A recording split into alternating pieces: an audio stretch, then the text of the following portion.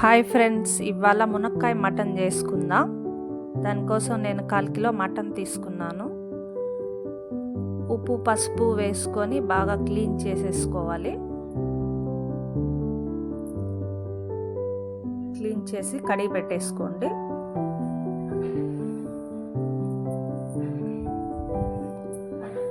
తర్వాత పసుపు వేసుకొని కొద్దిగా ఉప్పు వేసుకొని కొంచెం ఆయిల్ వేసుకొని స్టవ్ మీద పెట్టేసుకొని కాసేపు వాడ్చుకొని కుక్కర్ మూత పెట్టేసి విజిల్ వచ్చేలా చూసుకోండి. నాకైతే 3 విజిల్స్ వస్తే మటన్ బాగా ఉడికిపోతుంది.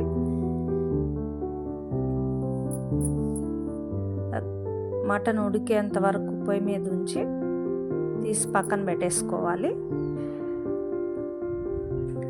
తర్వాత మనం మసాలా రెడీ చేసుకుందాం. అల్లం కొద్దిగా, తెల్లగడ్డ వేసుకొని మిక్సీ పట్టుకునేద్దాం మెత్తగా. తర్వాత తెరమాతకి రెడీ చేసుకుందాం. తెరమాతకి ఆవాలు, జీలకర్ర కొద్దిగా వేసుకొని 2 పచ్చిమిర్చి వేసుకొని ఉల్లిపాయలు తెల్ల ఉల్లిపాయలు వేసుకున్నాను నేను. మీరు ఏవైనా వేసుకోండి. తెల్ల ఉల్లిపాయలు కొంచెం వాడడానికి మూత పెట్టి దోరగా వాడ్చుకొని ఒక టమాటా వేసుకోవాలి. ఒక టమాటా వేసుకొని బాగా వాడ్చుకోవాలి. కొంచెం అల్లం వెల్లుల్లి పేస్ట్,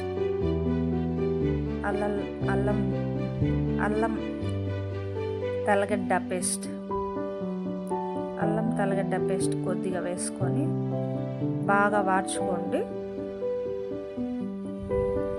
మూత పెట్టేస్తే కొంచెం బాగా వాడిపోతుంది. అది సట్టి కాబట్టి మూత పెడితే కొంచెం తొందరగా వాడుతుంది. టమాటా బాగా వాడిపోయిన తర్వాత మూత తీసేసుకొని బాగా కలబెట్టేసుకొని మునక్కాయలు వేసేసుకోండి. నేను ఒక 2 మునక్కాయలు తరిగి పెట్టుకున్నాను. మునక్కాయలు వేసుకొని పసుపు కొద్దిగా వేసుకొని బాగా వాడి చేసుకోవాలి.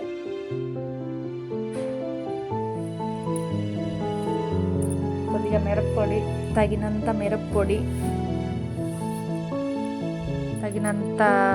అంటే మేము ఇంట్లో తయారు చేసి పెట్టుకునింది. ధనియాలు అన్నీ వేసి తయారు చేసి పెట్టుకునింది. అల్లం వెల్లుల్లి పేస్ట్ వాటర్ కొంచెం ఉంటే యాడ్ చేసుకొని కలిపేసుకోవాలి. బాగా వాడిపోయినాక ఉప్పు వేసుకొని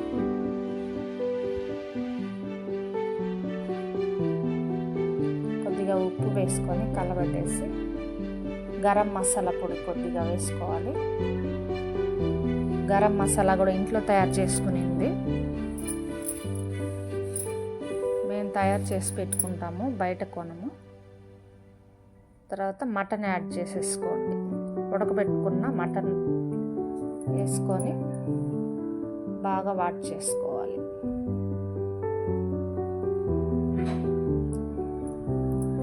మటన్ వేసుకొని బాగా వాడ్చుకునేసి కొంచెం వాటర్ యాడ్ చేసుకొని, మునక్కాయ ఉడకాలి కదా, దానికోసం కొంచెం వాటరు, ఉప్పు చూసుకోండి తగినంత చూసుకొని మూత పెట్టేసేయండి. మూత పెట్టేసి ఉడికిన తర్వాత మూత తీసి చూడండి, ఉడికిపోయింది మునక్కాయ మటన్ కూర.